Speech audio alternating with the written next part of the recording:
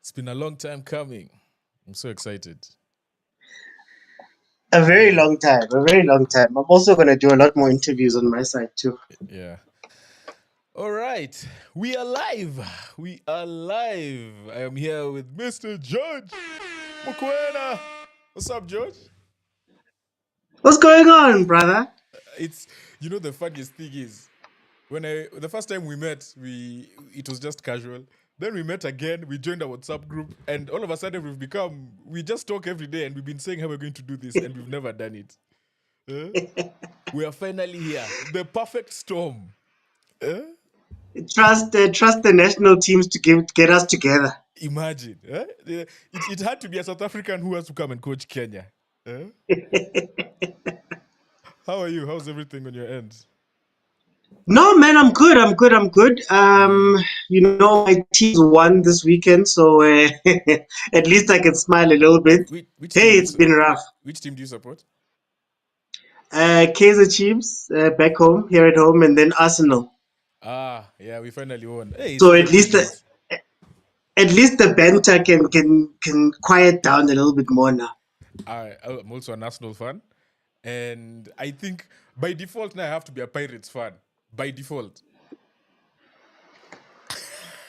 We can end the interview. Thank you so much, Jamie. You've been amazing. Yeah. So I watched your interview. Oh, guys, by the way, George does amazing content on South African sports and South African football and African football in general.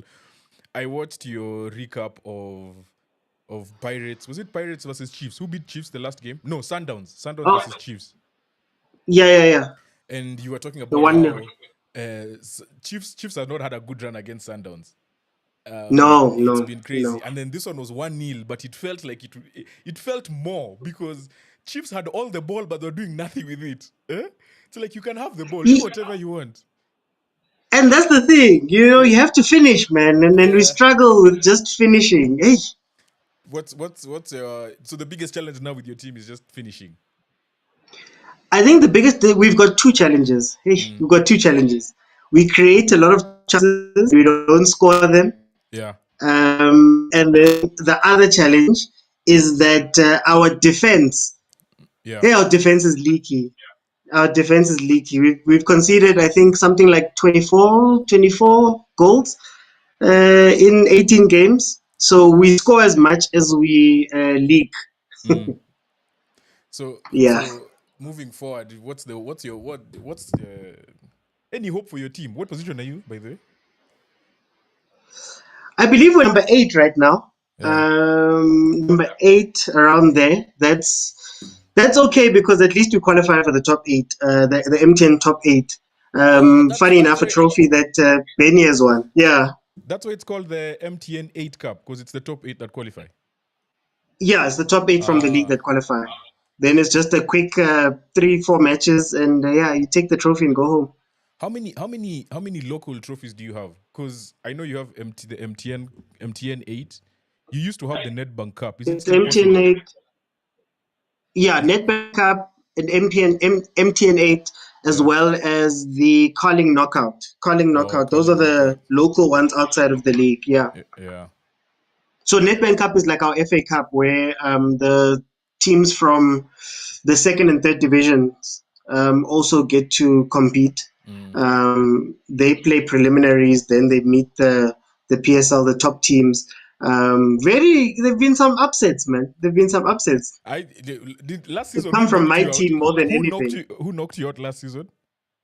Jeez, please don't. Please, why are you going there, bruh? No, don't go there. That's the only thing I remember. Because I remember that I met you. I think the week after you just got knocked out. No, it was Milford FC from the first division. Yeah, coached by a gynecologist apparently. Are you serious? So this guy is a gynecologist. Hey, man. And he coaches football in his pastime. Coaches football in his pastime with his own team.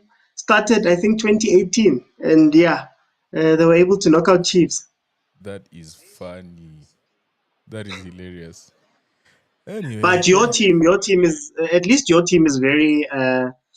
very successful the past few years. Pirates has won five trophies in 2.5 seasons.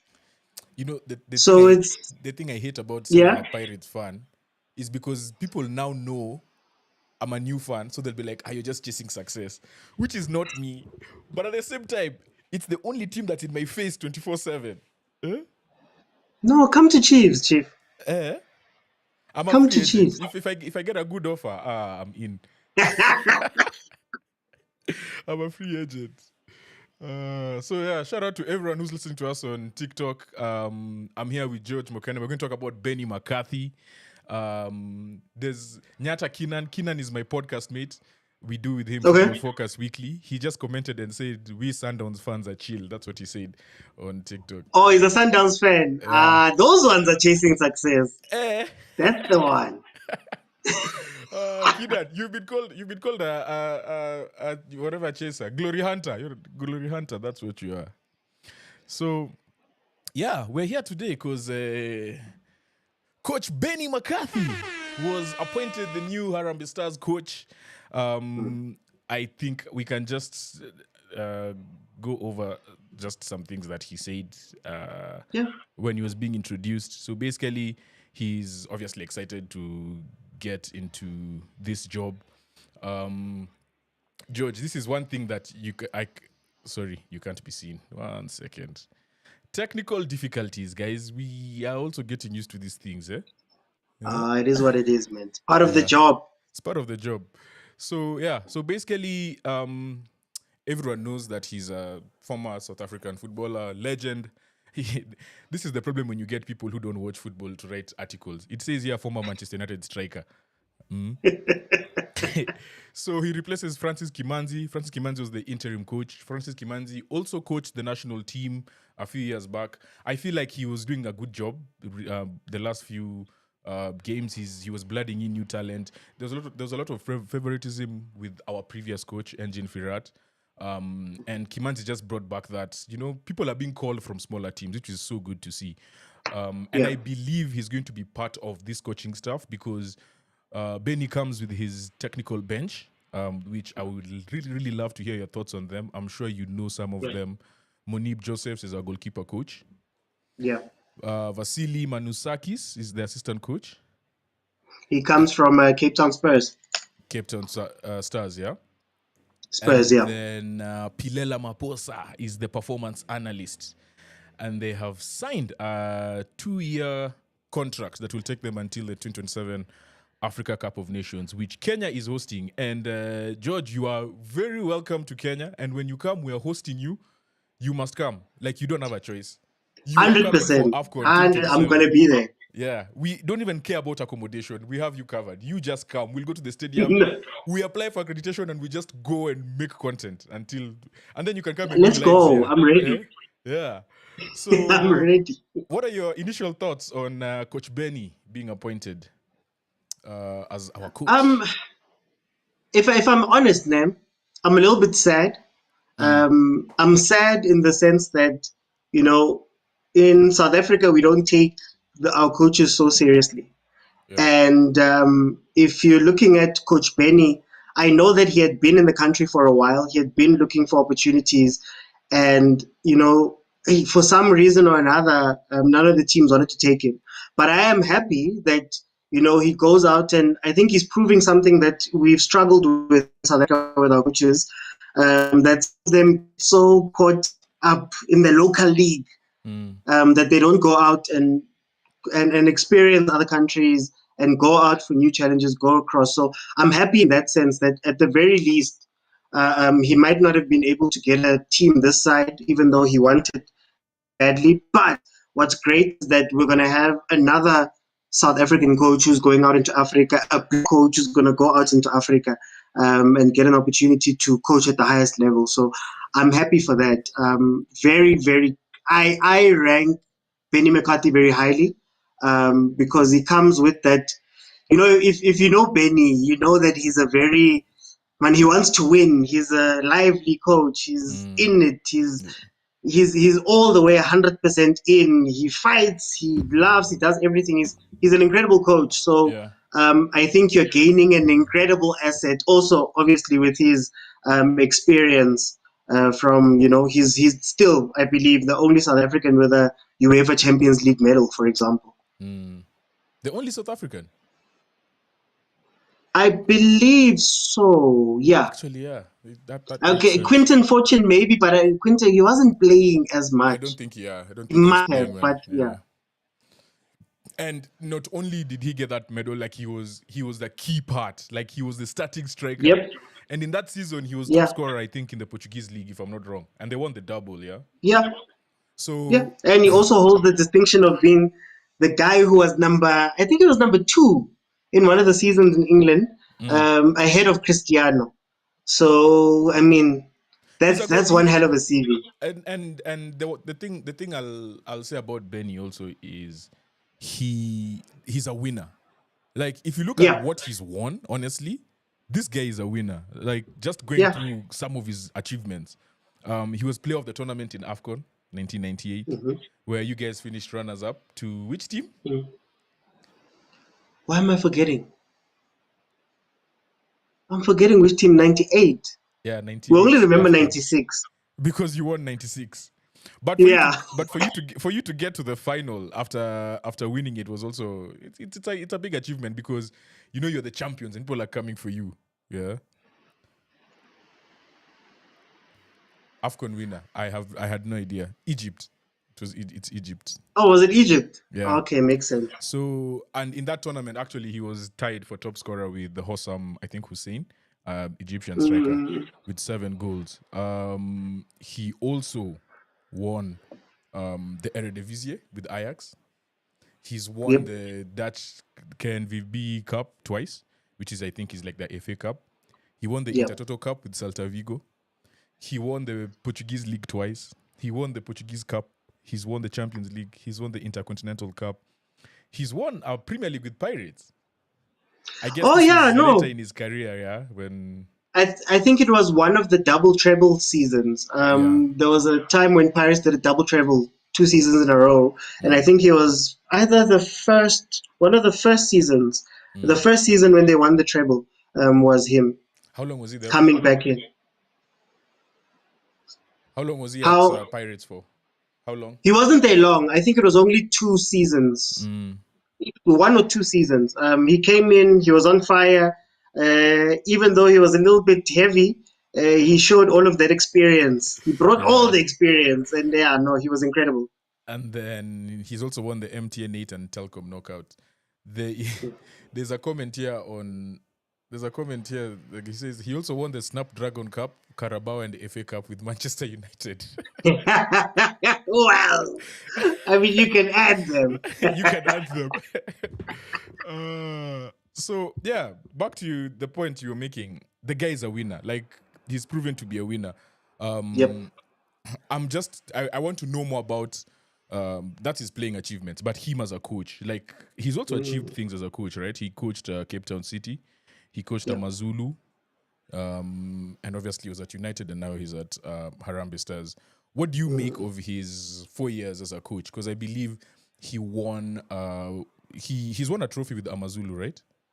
No, he won a trophy with Cape Town City, the MTN 8. With Cape Town City. And then with Amazulu, he qualified them for the Champions League. So that tells you everything you need to know because he's a high performer. He doesn't like wasting time. He wants to win as soon as possible. So with Cape Town City, I believe he was there for 3 years. Unfortunately, his final year was a bit poor for him to get fired, but he took that team up quite high. With Amazulu finishing number 2, I mean, no one expected Amazulu to be any. If you know anything about the PSL, number 1 is often always accounted for by Mamelodi Sundowns. And then number 2 now has been Pirates.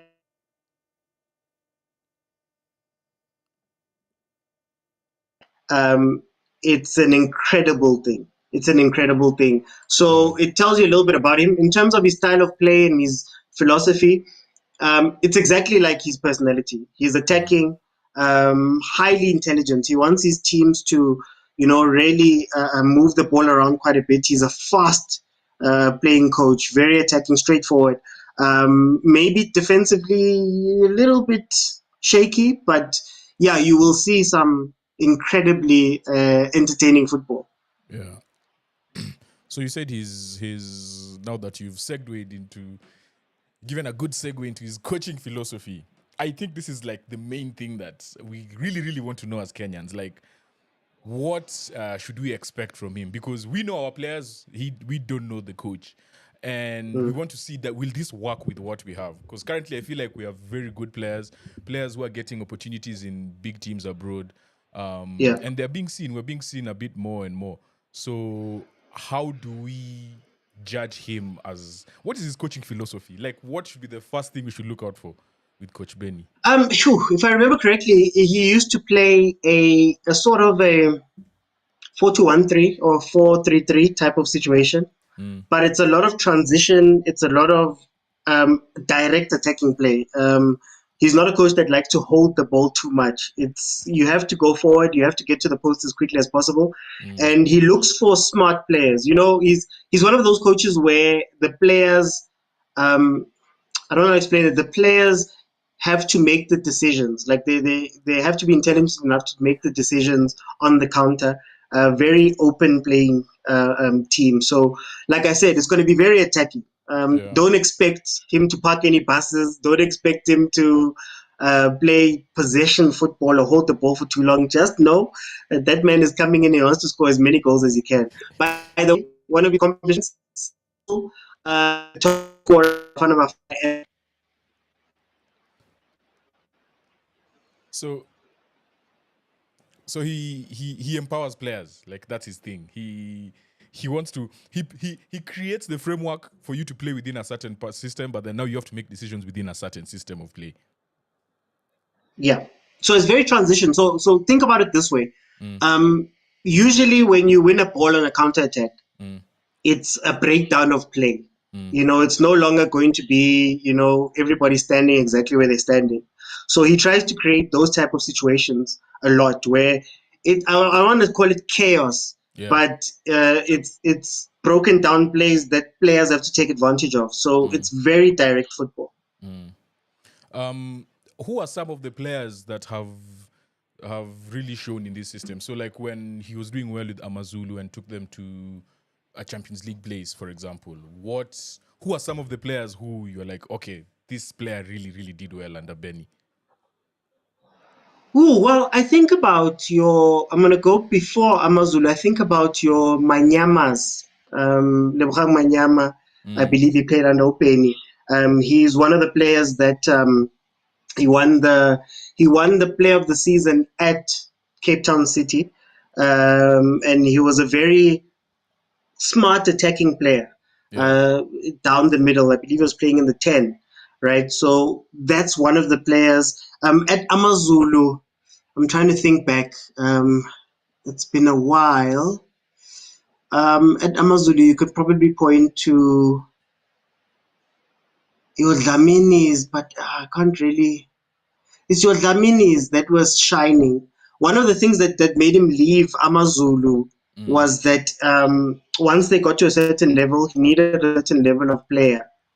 So I don't want to put too many of them on blast, but he wanted a heightened level of player to go into the Champions League. And that's part of the fighting that happened between him and Amazulu. Oh, so it was more of like a recruitment thing. He wanted to take the next step. So obviously that's a very costly exercise, you know, and he wanted to really cement his place in the Champions League. Ever since he's been gone, Amazulu hasn't been back. Just to tell you a little bit about Benny. There was and again, when that is the situation, you're always coming back to ownership. Your lives. I feel like every time I join your live, we have to talk about ownership, like the ownership Yeah, of teams, yeah. of players, and how some people here just don't have money, but they're really clinging on to these teams because they don't want to let go.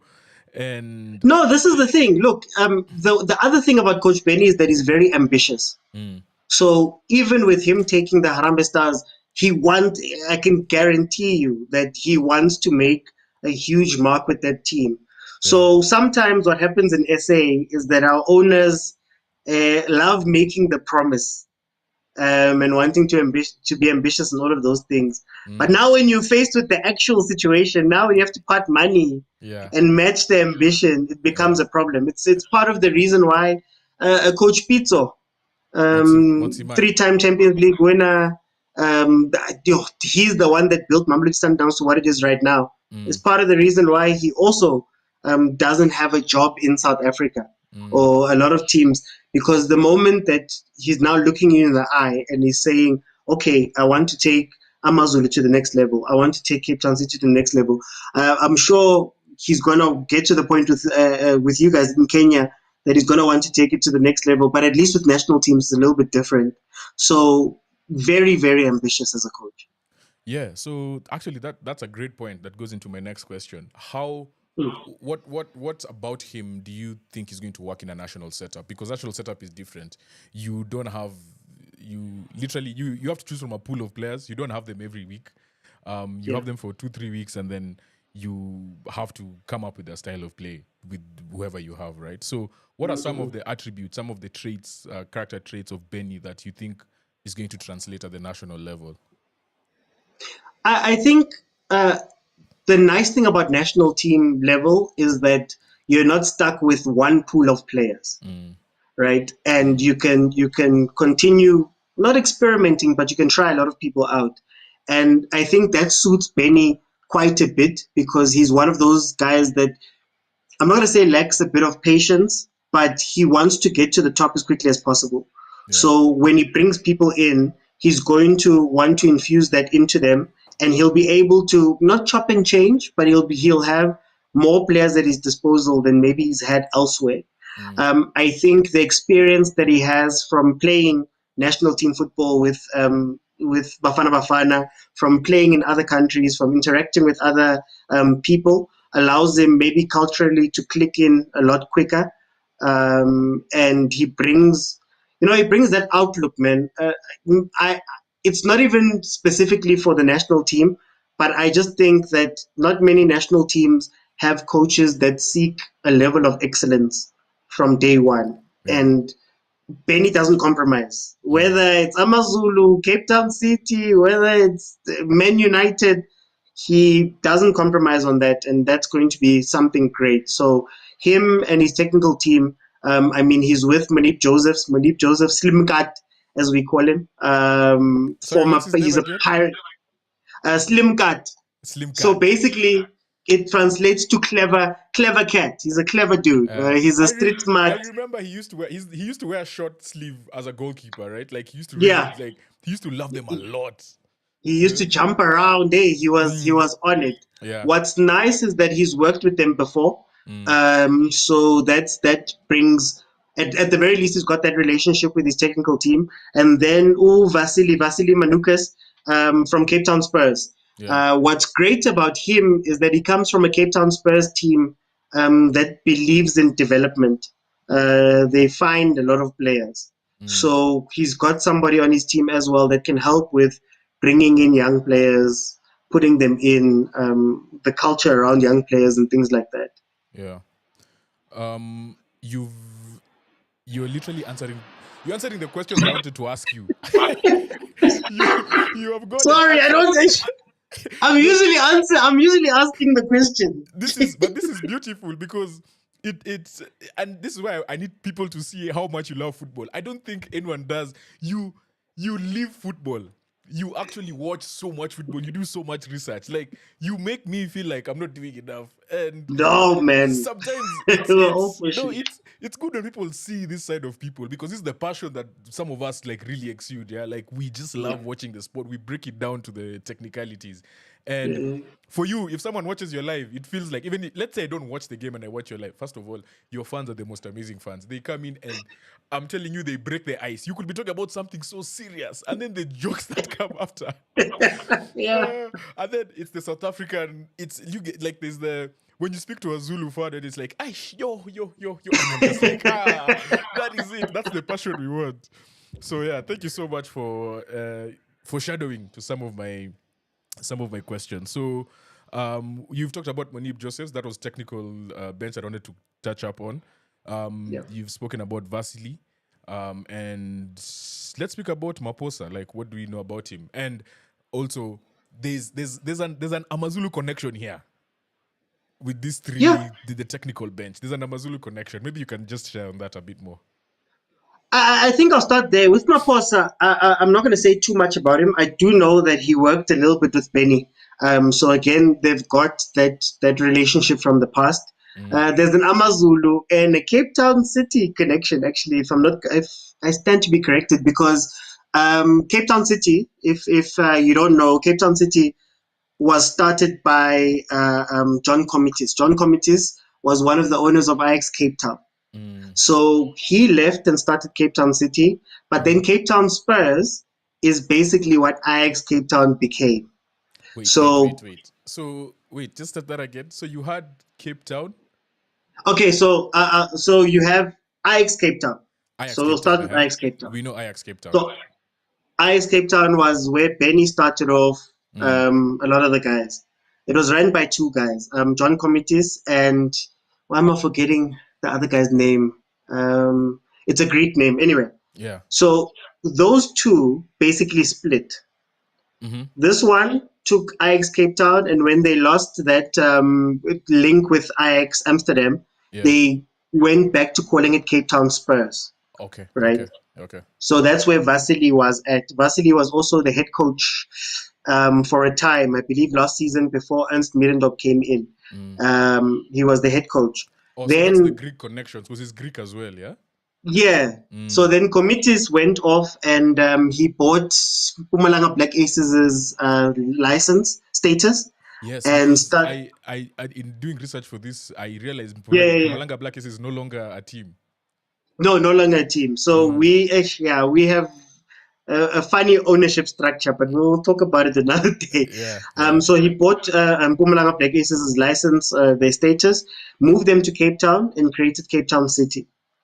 So all of these people are connected one way or another. Then Manip Joseph, obviously teammate of Benny's, I believe at Orlando Pirates, went on to become his goalkeeper coach as well at Amazulu. That Amazulu, I'm not sure about Cape Town City. I think he might have been there as well. But they travel as a crew. So very, very experienced. That's how everybody ties into each other. So does amongst these three people, obviously, I would guess Vasily would be the one with the most coaching experience. Has he coached any other team before? No, his history is more of being an assistant coach and then becoming a head coach. When they're going through crisis or whatever. Yeah. So last season, Cape Town Spurs had started the season being coached by Sean Bartlett, another Bafana legend. Yeah. Then he wasn't doing very well. It was a very bad season, and got fired. Vasily took over for a couple of months before Coach Ernst Middendorp stepped into the reins. So he's more of been like the assistant support type of coach at Cape Town Spurs. I'm forgetting, before that, he was with one of the South African teams. I don't know if he's one of the guys that came from Mpumalanga Black Aces. I'm just forgetting that off the top of my head. So that's interesting that you mentioned that. Cape Town City, maybe? Cape Town City, I think he was there. I'm not sure. That's why I'm saying he was. A lot of things. He was in Amazulu and Cape Town City. From the research that I did, those are the only two teams I could find any info on him. Yeah. So you see, they all moved together. It's basically around the same time. They're all together. Yeah. And just to touch on Pilepa Maposa, like his official title and Hamrambee Stars is performance analyst. So for those of you that don't know, these performance-based stuff, it's hard to know much about them because they're part of the backroom staff. They do things quietly and their things are not out in the open because whatever they do is only available for the team. So it's a bit difficult to know more about him. Another big question that we have as Kenyans on Coach Benny. Our under 20 team was part of the Sekafa qualifiers. We got to the final, we lost to Tanzania 2-1. But we did so well. Our team did so well. Our team comprises of really good young players, to the likes of Tyrone Kariuki, Aldrin Kibet, Amos Wanjala, who is a centre back and is now playing in Torrellano in Spain, I think in the 5th division. So we have the talent. One thing that we want to know, how has Coach Benni brought up the youth? Like, when you have kids in your youth system, how have they then progressed to the first team, and does he blood a lot of youth talent? That's just basically what we want to know.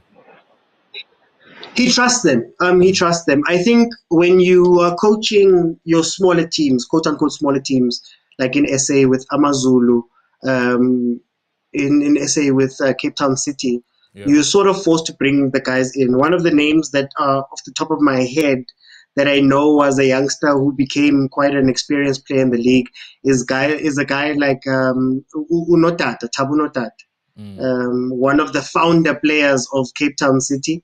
Look, all I can say is that he trusts them. He had to have trust. He had to trust youth when he was in his club times. But I think more than anything, the guy who you should look at in that team for youth is Vasily, because he at Cape Town Spurs is part of the reason why a lot of youngsters have come through that Cape Town Spurs team. You have guys like Bobo, Cupido. There's people like there's a boy that they have right now. I'm forgetting his name off the top of my head. We wanted to sign him, but there's a lot of youngsters that pass through there.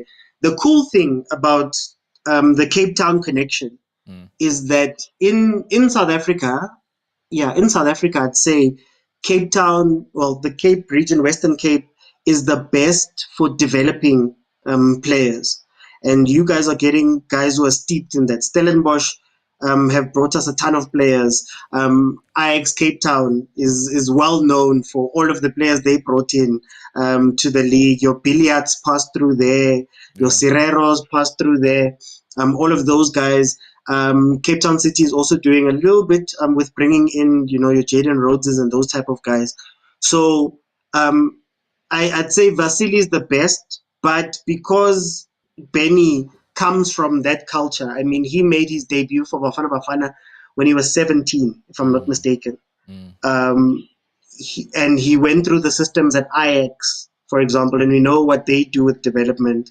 I think he's going to bring a lot of that perspective into the Kenyan national team. So for me, I think a lot of them are going to be trusted to come into the team. He's gonna put a lot on those players. But again, the nice thing about a national team is that you're not stuck with the 10 players. You can do a lot more. Well, the 30 players, you can do a lot more with everybody in the country that's available. Interesting. I just want to touch something on Stellenbosch, which yes, this one is more of a broad sports thing, because I knew Stellenbosch produces amazing rugby talent. Like, there's so many people who've come from that area. It's interesting to know that they also do that for football. What is it about that area that is producing such talent? No, it's a culture. It's a culture. Like, if I can just, off the top of my head right now, if I can tell you some of the players. Van Rooyen plays for Pirates now. Right back, comes from Stellenbosch. Basadine, the left back there, Stellenbosch, one of the Bafana players, comes from there. Ikram Reynas, striker from Mamelodi Sundowns, comes from Stellenbosch.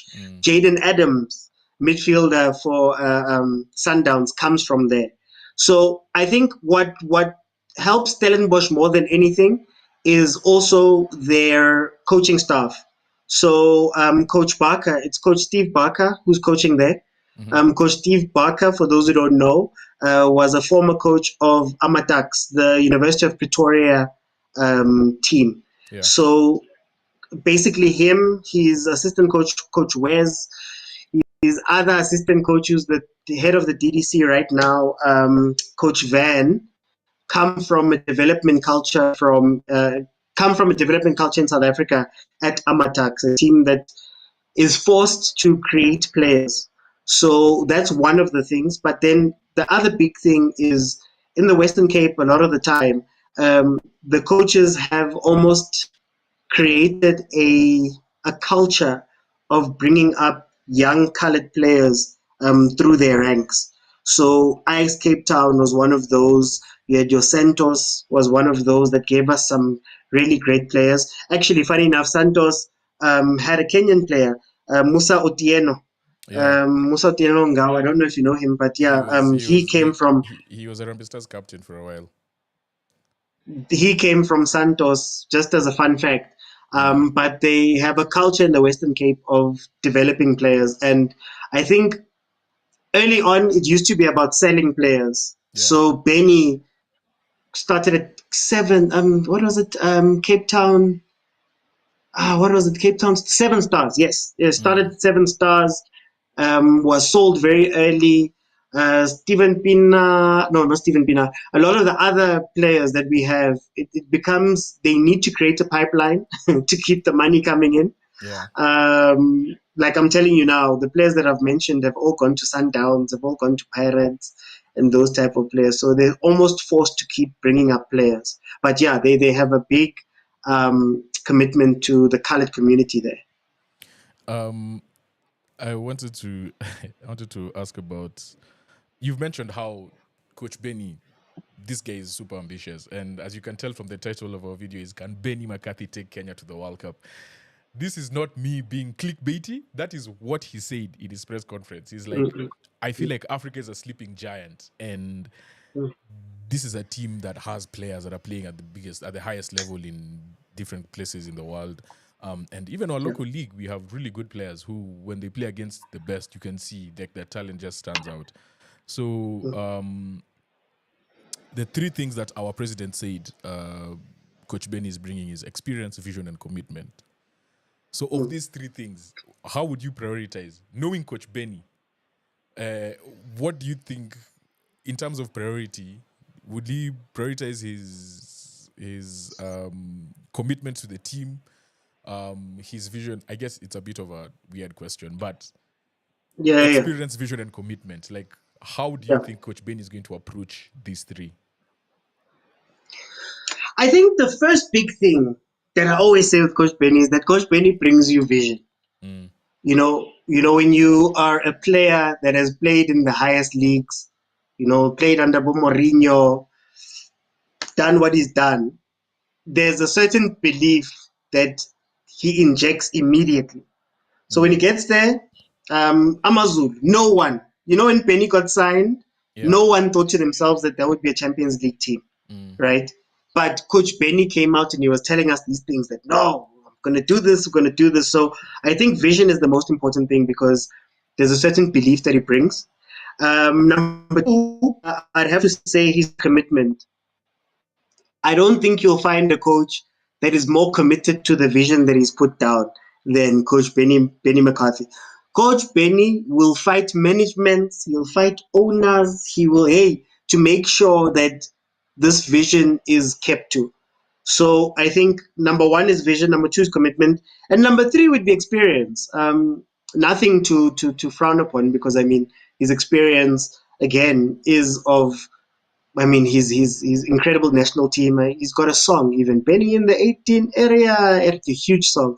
The South Africans will know it. Was that the one before before AFCON? Halagash, yeah, no, that's he's got his song. He's got his own song. He was in the music video with TKZ. I know he it's a lot. I know of the song.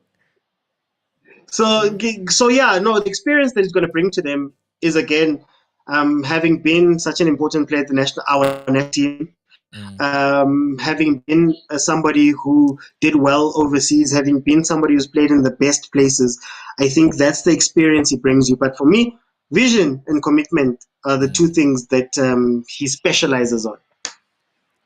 I think I feel like we both not I feel like we did both grow up during that era of when the likes of Sean Bartlett and Benny and Quinton Fortune, Steven Pienaar, who were doing great things in Europe.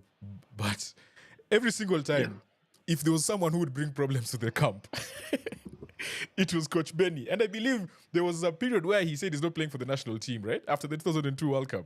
Yeah.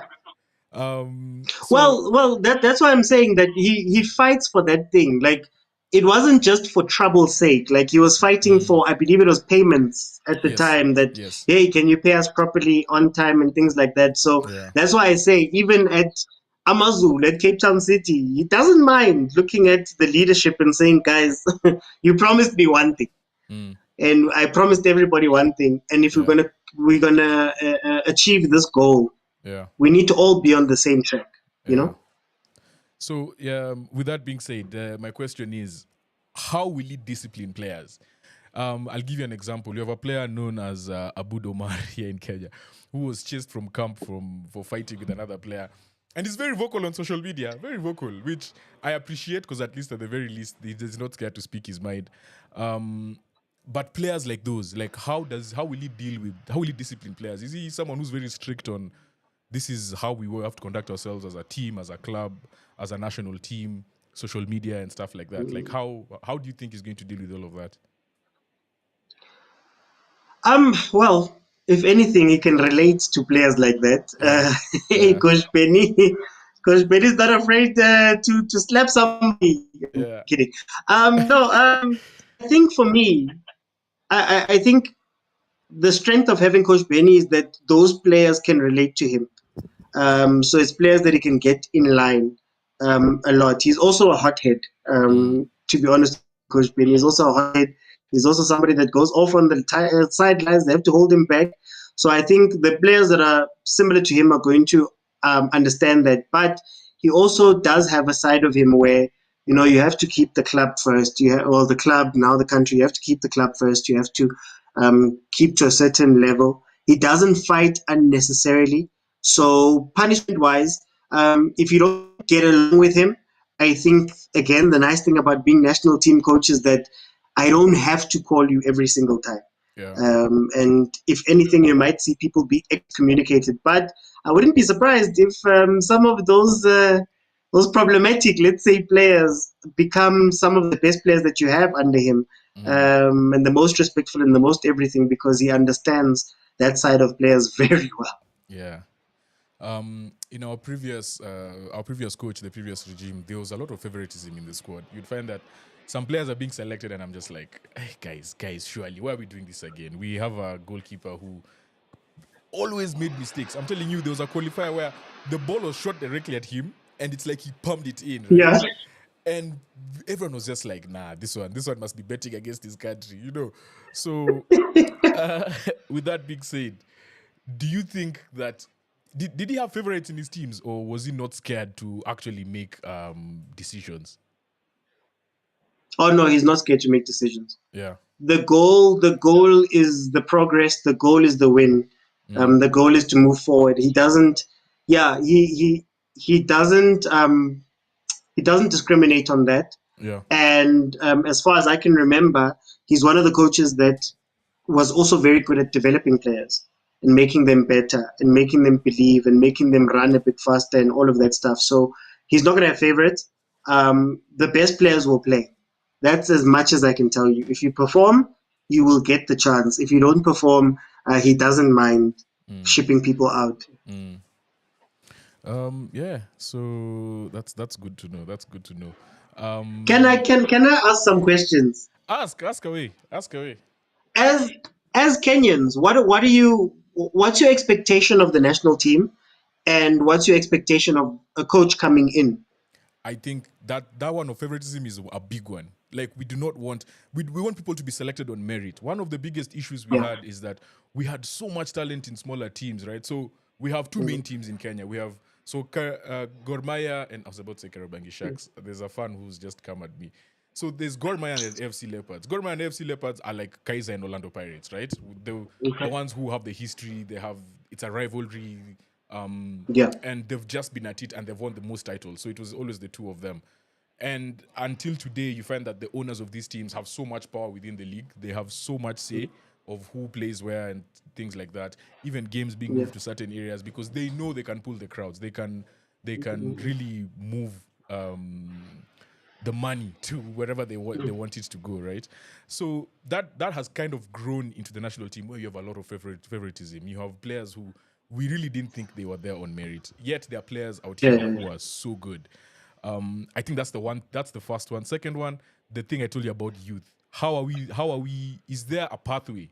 If I'm an under 17 player, is there a pathway for me to go to under 20, under 9, whatever, under 20s, then do under 23, then go to the national team? Is there a pathway? Is there a style of play that will maybe come down, and the way the national team plays is how I want under 23 to play and stuff like that? Yeah. I guess that's a separate point. But number one, is there a pathway for the young players to go to the top? And secondly, is his style of play going to trickle down such that if I'm in under 20s and I'm called up to the national team to go and train with them, I already sort of know what is expected of me, you know?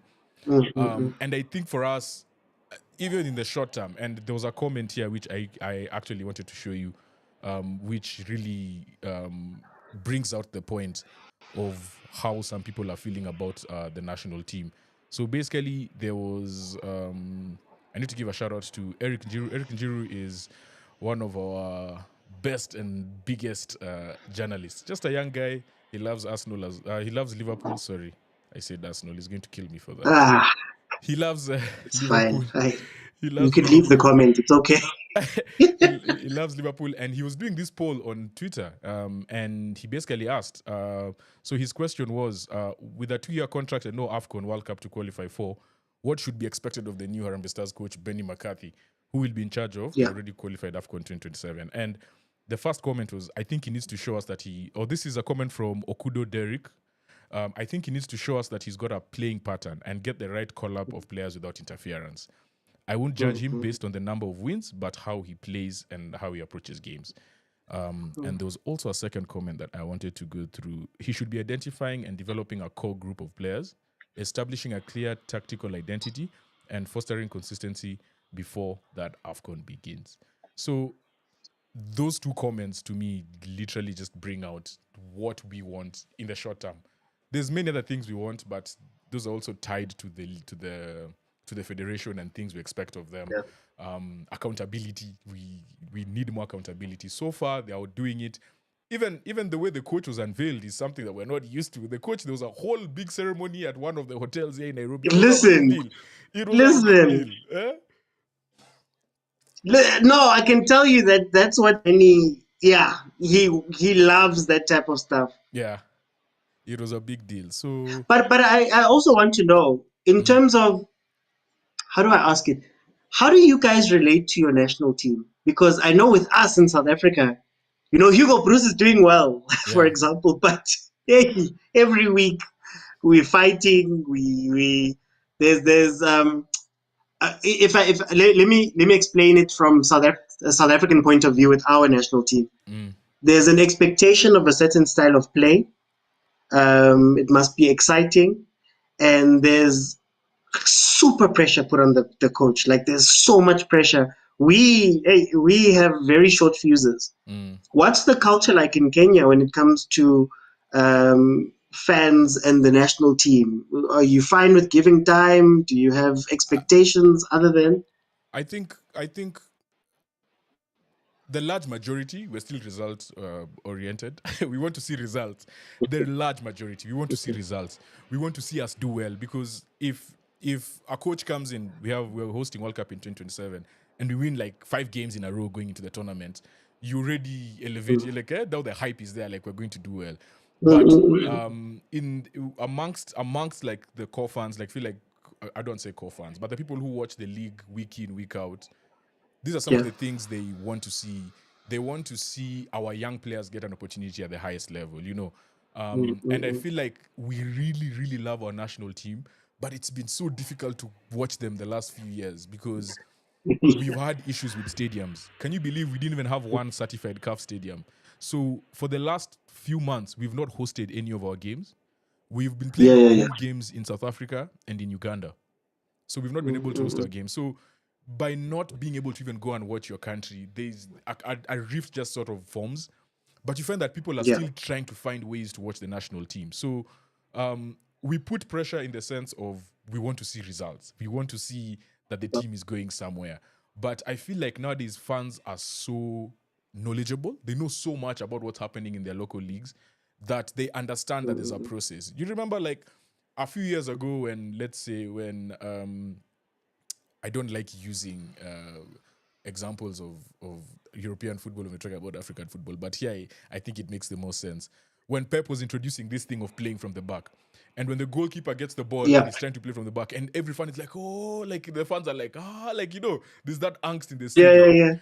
Nowadays, even the smallest teams are doing it. I mean, smallest in terms of revenue-wise, right? Like, and teams at the bottom of the league.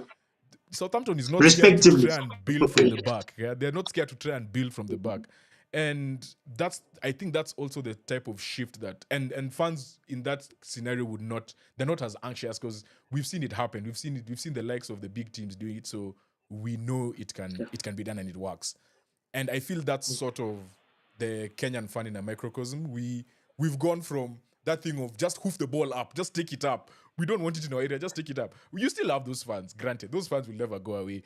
But you have others who understand that, when this player plays for my club, he normally plays from the back. He's not scared to play around. He's not scared to make a run to the channel. He's not scared to...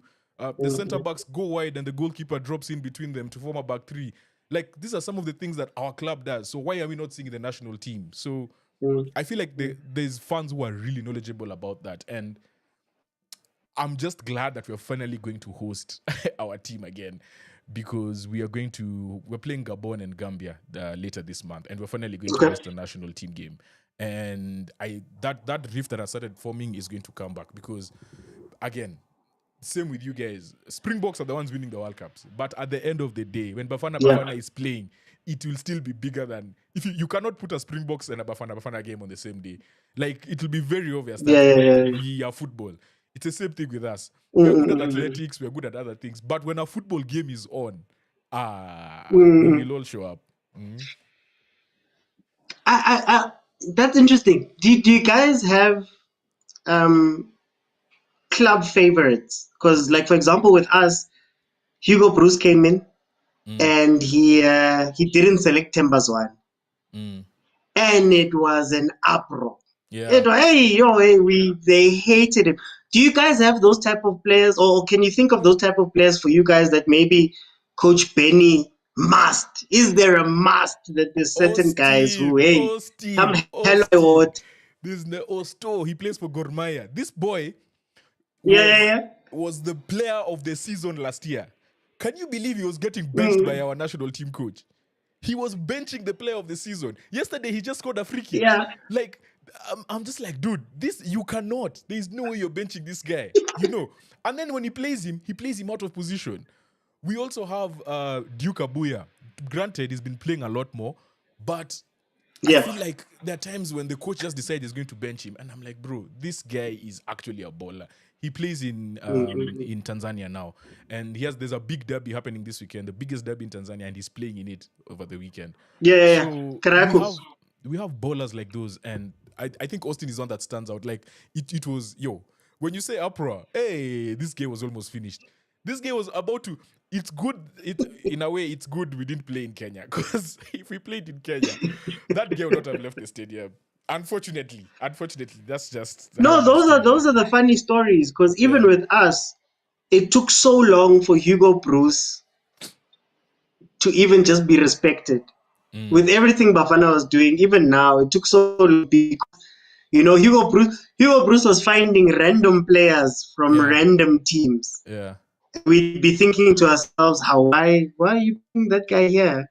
And he proved himself eventually, but I'm just curious about, the type of time that Benni will have as a head coach, but just in the culture of Kenyan football.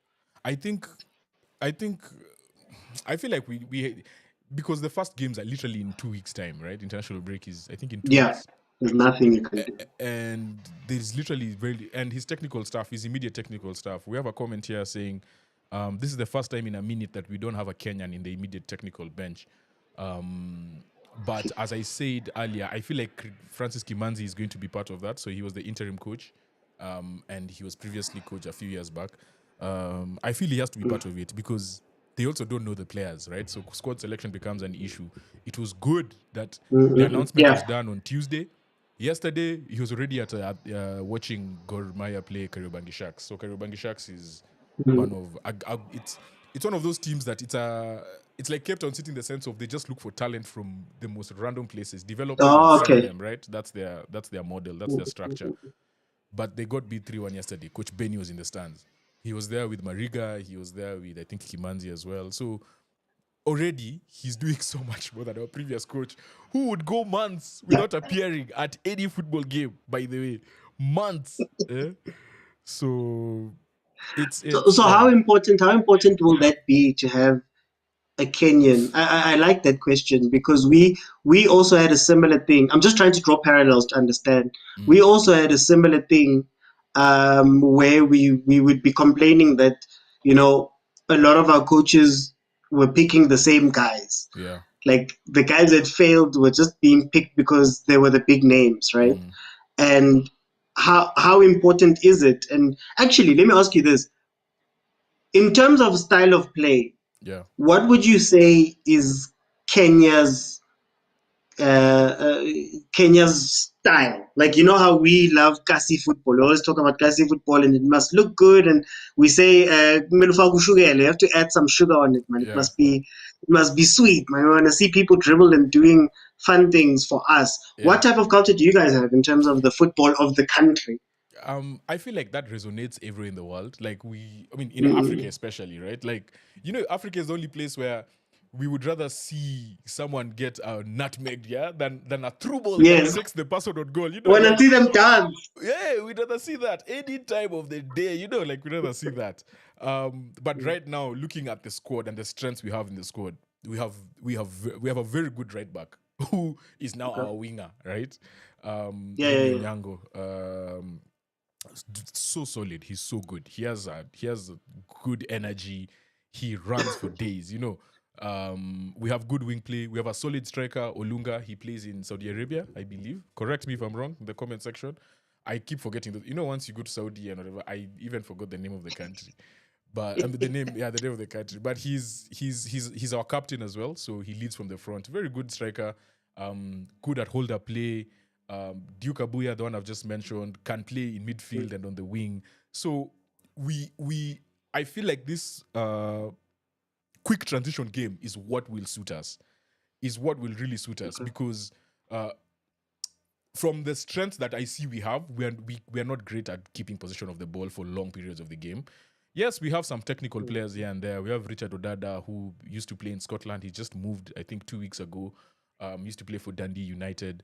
So you have those types of technical players. He's more of a technical 6, not a technical 10. So technical 6 is not doesn't have to be position based. He can do sort of everything. Our previous coach, his biggest issue is that at times he would play 3 defensive midfielders, and we just lacked that drive from midfield, and we really over dependent on our wing backs to do the most. So for us, I think what we want to see is that strong, the wing play has to be very strong, and counter-attacking, transition football, which again, as you've mentioned, this is Coach Benny's strength. To me, it makes me very happy because I feel like it suits what we have currently in the team. One last question. I'm curious. So in SA, when Hugo Bruce was doing what he was doing, everybody was calling for a certain coach from the league. Rulani Mkwene is now coaching Wydad. And there was a lot of tension there. What type of relationship does a Kenyan national team coach have with the league? Are there tensions? Because, like, for example, with us, Hugo Bruce used to complain every week that I'm trying to make meetings with the clubs. I'm trying to come together. I'm trying to bring everybody to the table, but nobody wants to come. Then they'd be fighting. There was back and forth with him and Rulani. What's the relationship like between the coach and the league? Because if you look at, for example, Rasmus with the Springboks, they have a council of the clubs, and everybody sits together and they plan things together and development plans and do that. What's that relationship like for Kenya? I think with Rasi, I think it's a bit different because the way rugby does their thing, and even in coaching, is very different. Because South Africa, New Zealand, Australia, England know they're at the top of the game in terms of, and Ireland, right? And France, I'd put France there as well. the way the structures work is very different. I mean, in terms of the relationship with coaching, right? With the coaches of the teams and the main coach. I'd say New Zealand and South Africa more, because they even get the coaches in to go and discuss with the national, like the coaches of the clubs would be in meetings with the coaches of the national team and tell you, okay, this guy, we think this season, try and play him more of this. We see how he reacts so that we see if it can translate. And I feel like that's very pertinent to rugby, because I don't think I've seen it in football anywhere. I don't think I've seen it in football anywhere in the world, where you have the national team coach going to the club coaches and be like, okay, this is what I think. Because the other thing is, in rugby, most of the club coaches are South African. For example, in South Africa, they're South African, so it makes sense, right? Yeah. You can't do that in the Premier League, for example. I think there's only like 4 English coaches. And at the end of the day, why am I going to tell a Spanish coach what I think they should do? They could go and tell the Spanish coach, like, this is what they're planning to do, you know? So there's that. But also, our previous coach really made, like, you know, when you make something so murky until people are like, we don't know how it should run anymore. That's what our coach did. Our coach used to be seen. Our coach used to be seen 2 or 3 times. Yeah. Like, you see him during the international break. He does a pre-match, the training, and the post-match. Pre-match, training, post-match. You don't see him for like 3 months, right? He just disappears until the next international break. So that relationship, you see how you're talking about Hugo Bruce was being interviewed and he was complaining. We did not have an opportunity to find this man to interview him. Like, we didn't even get that far. So I feel like, and also this leads to my next question with Coach Benni. I feel like this is a chance for him to reset and literally show people that this is how a national team. And I think Francis Kimanzi did. I need to give credit where it's due. Francis Kimanzi, the interim coach, was quite good at this. His interviews were he was very clear. He would tell you what's happening. He's not hiding anything. Transparency.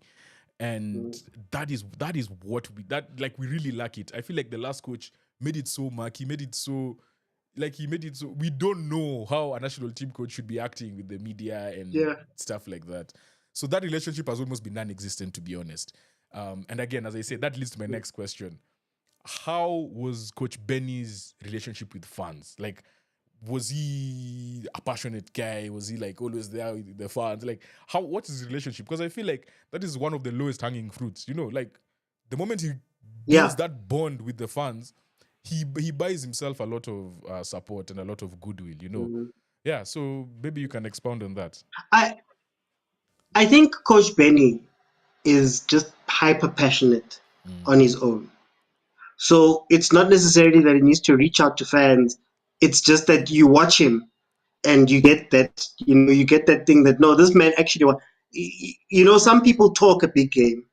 I think the one thing we love about Coach Benni, some people talk a big game, but Coach Benni actually comes out and he lives it. So whether it be really wanting to win, you'll see him on the ground really wanting to win. If something happens you'll see him, he almost coaches like he's a fan, right? But the nice thing about him, and maybe what you'll appreciate about him, is that he's very straight talking. He's straight talking, he doesn't mince his words, and he backs up his words, and that always gets the fans on side. Sometimes you hear coaches talk a big game and they don't actually, I don't know how to put it, they don't actually follow through. But Coach Benni is one of those coaches that talks and does and acts. And his passion is usually what's very, what carries to everybody, what's very infectious. So, for example, I'm a Chiefs fan, a long-suffering Chiefs fan. It's been, 10 years trophyless, right, for Kaizer Chiefs. So the reason why some of us were calling for Coach Benni was because he's one of those coaches that is going to come in and, reinvigorate the club. We wanted him to reinvigorate, come inside and, give us that energy, the winner's energy, the winning energy, give us the motion, hold our management accountable. Yeah. So even from that point of view, you can tell how we feel about him. in terms of how he relates to us and the team and everybody else. Him and Coach Pizzo are very similar in that regard for us. So I think the fans are going to love him because he coaches like he's a fan. Even in the football that he plays and everything he does, you can tell that this is somebody who it's not just about the love of football, but it's also, you want good football, you want to be entertained, you get what I mean? You want to see the youngsters come through, you want to do this. He really does that, and I think you guys are going to love him. But I want to ask you, you mentioned the media member there in your comments. What's the relationship like between the coach and the media? Because the one thing about Coach Benny, he's straight talking. Yeah. I don't know if he's going to change now that he's national team coach, but he's a straight talker. And what tends to happen in SA, similar in South Africa, similar with Coach Bruce, is that the moment you say something, there's a headline, even if it's out of context or whatever, and that drives a lot of how fans interact with coach. How is the media that side, especially knowing that my coach, Coach Benny, can be a hothead at times, can be too straightforward at times. I think within the football community, that really like people who follow the local football every day, every week, every day. Yeah. Those are the ones who are really going to pick up on these comments, because I feel like our media, our sports media in particular, has really not reached that level of, and I think it's just the natural progression of the media as well. It hasn't reached that level where they can just get a quote and spin it like that, right? Because until today, and I think I mentioned this when we were in the green room preparing for this interview, is that we had backlash. we have had backlash the last 2 days because the people who even ask me questions are not people who watch football like that, and their questions were not really pertinent to what the football fan who watches football, Kenyan football every day, they wanted to hear. Those are not the questions they wanted to hear. So in a way, he can get away with many things, right? Because it will be blown out of proportion, because the people who are making the most noise in sports are not the actual, I don't want to say the real sports journalists, but the journalists who go down and break down the football are big on social. Yeah. They're big on X. They're big on, actually, let me just say X. Yeah, they're big on X, literally. Like, that's where they are. So it will be spun, yes, it will be spun, and it will be the people who within that small clique and group are the ones who are really going to resonate with it. But at the same time, I feel like, as I've said, this is a chance for him to change that relationship. He can make it blossom even more. And also the federation has a part to play in this, because as you can see now, they're inviting people like us who we just love football, we love talking about football. So we are getting a bigger reach and talking to more people. And you never know. So now if Coach Benny says something and then we put it on box to box, next thing you know, it's a headline out there. And he brings a different type of media to us. Literally, the BBC were posting videos on Coach Benny being unveiled here. And then you see the attention now is totally different. Like, we're getting national, international attention. So again, I feel like just him being appointed is going to change quite a bit. It's going to change quite a bit. This thing of hiring Eastern European coaches who we've never heard of, I think you can't resonate. We just couldn't resonate with them. And this is our first black coach on a permanent basis in a long time, in a very long time. And I think the interim coach, Francis Kimanzi, who was there and I think will be part of his technical bench, I think, in my opinion, it's not official yet, might have been the last one. Might have been the last coach to coach the national team. So I'm going through the list of coaches here. We had... we had Kennedy Odhiambo in 2021. So we had Kennedy Odhiambo in 2021, but he was only there for a brief stint. Francis Kimanzi was there from 2019 to 2020. Before that, we had Sebastian Migne, a French coach. We had Paul Pat, who was a Belgian coach. Then a Kenyan coach, then Bobby Williamson, Scottish, then Adel Amrouche. Adel Amrouche, yes. Yeah. So this relationship of not having Kenyan coaches, let alone African coaches, has been. The connection was not organic. Let me say that way. It wasn't organic. Yeah. Because there's a way. Are there Kenyan coaches in the league? Are there Kenyan coaches in the league that maybe, or around, that maybe you would earmark for a job like the national team? Yeah, for sure. The under-20s coach, Salim Babu, he's a good one. Like, he's solid. I feel like he's one of those people who just there's a way his team plays. There's a sort of freedom, but they also, you can see they play with freedom, but they play with freedom within a structure. Yeah. The team exudes so much confidence. They play with so much personality. So for me, he's a good one. And then there's someone here who's mentioned too. We have a team called Shabana in Kenya. So Shabana is coached by Peter Okidi. So there's a passionate Shabana fan who has said Peter Okidi is the best coach in the league. So you see, this is how, George, you start arguments that I'm not going to continue past this point. This is how we start fights. Then I had mentioned our striker. The fact that I didn't even know which country he plays for. He plays in Qatar. He doesn't play in Saudi Arabia for Al Duhail. Thanks for the confirmation. Yeah, he plays in Qatar. Yeah, man, this is so insightful. I feel like now you're the one who's doing.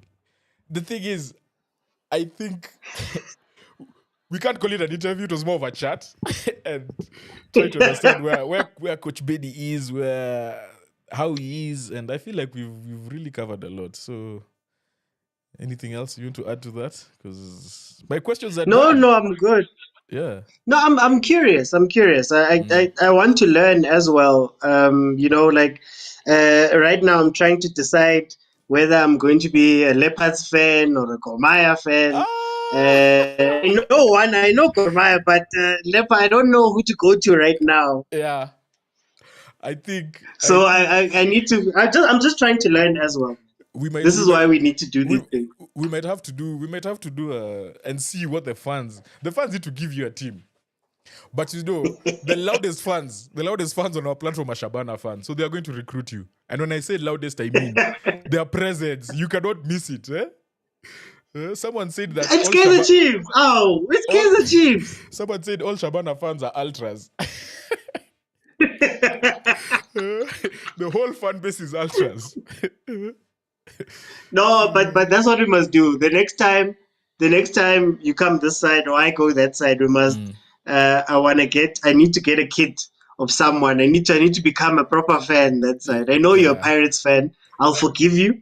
It's fine. We'll move with that, but it's okay. I'm a free agent, bro. I'm a free agent. The thing is, everybody wants to go to Sundowns. Everybody wants to go to Sundowns because Africa and Club World Cup. Let me tell you, there's some people who just love Sundowns because they wear yellow like Brazil.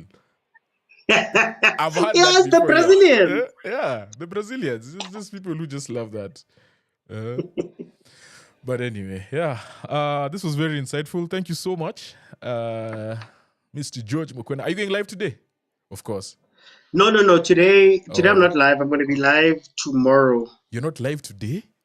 Are you okay? Yeah, no. Thursdays okay? I have to shoot. I shoot another podcast that night. Oh wait, is it the podcast with PD Jokes or yours? It's the podcast with PD Jokes. Yeah, on MacG's network, Podcast and Chill network. Oh my goodness, PD Jokes. That, let me tell you, whoever's decision it was to bring that man, that was a very smart decision because his takes are so outlandish. But I feel like the best football banter, I feel like this is one of the challenges we have as creators, specifically me and you, in that we are really tight on the technical aspect. But when we get someone who loves to make people laugh, and they just have like a good level of football, that combination is perfect. Is perfect. And I was like, whoever put the three of you, funny enough, I'm going to give him credit. He's the one who was like, no, I'm calling you guys up. Let's go. Yeah. I think it's good. It's good. And it really opens up your fan base. As the same thing with us. So we have Samiro. Samiro is on our platform. He's one of us. He's one of the Box to Box family members. So he's a comedian but also loves Chelsea. So he will come. He's also working with a local team called Maringo United. He's from his neighborhood and he's trying to build them up. Got them boots, got the whole team boots, and then Oh wow! funny story. So his sister owns a fashion line, so they're the main sponsors of the jersey. So the day he bought boots, he got boots for the whole team, and he told them, for every goal, I'm going to give you something, and for every assist, I'm going to give you something. Game ended 5-1, and all goals were assisted. Now we have to go have a tough conversation with them. He said when it got to 3-1, he said, hey, he even stopped watching. He's like, we won this game. So yeah, shout out to Sabiro and shout out to him and what he's doing for local football. Shout out to you as well, what you're doing to local football and African football. Thank you, my brother. Where can people find you? At Overthinking Football on TikTok, Overthinking Football Show on Facebook, on YouTube, on Instagram. That is where everybody can find me. And then, of course, I have another show I do on YouTube called 3-Man Press. And then we've also got Onside the Banter League, also on YouTube, McG's podcast network. That's dope. Thank you so much on the insight. We will be live streaming Coach Benny's first game. We'll invite you to the stream if Bafana are not playing on the same day, because I know if they're playing priorities. I will be there. The 17th, is it? It's the 17th, man. It should be, yeah. I think so. Anyway, yeah. Yeah. So, yeah. Thank you so much, George. Now you must come on to my show now. Say less. You know what? I'm so happy now that your show, I don't have to do the setup. I'll just be, you see how relaxed you are? That's going to be me. It's so nice. It's so nice to click a link. I know. Thanks, bro. Thank you, my brother.